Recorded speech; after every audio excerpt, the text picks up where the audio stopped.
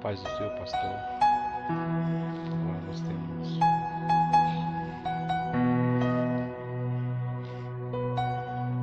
nós temos 6 horas e 17 minutos.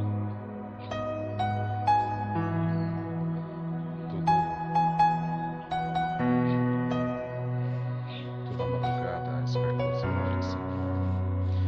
Eu ando na rua para fazer caminhada depois da minha oração cotidiana.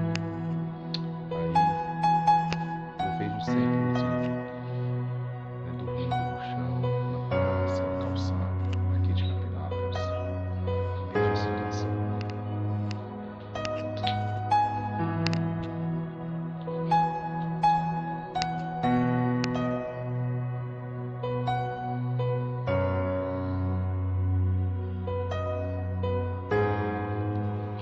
aqui.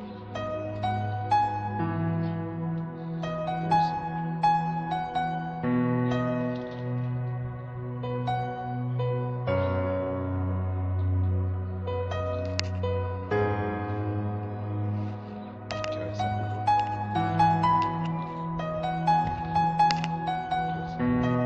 Campinápolis, Mato Grosso, 13, Avenida no centro.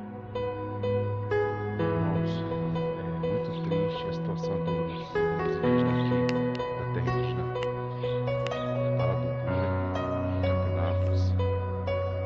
E hoje o tempo muito frio, clima muito pesado, muito frio. E os índios dormem aqui no chão, na varanda, calçada, às vezes na praça lá.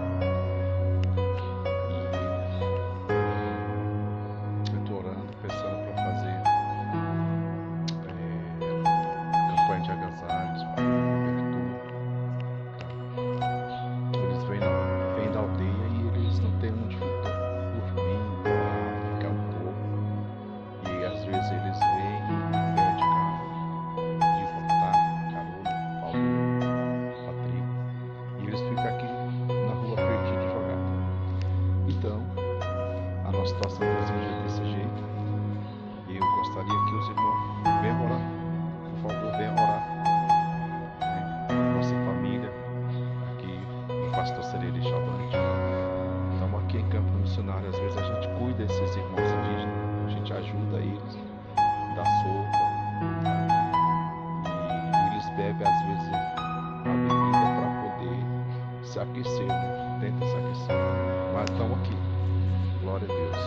Tem os outros que já levantaram, foram lá na outra casa para poder dormir na outra casa abandonada, né? Casa abandonada.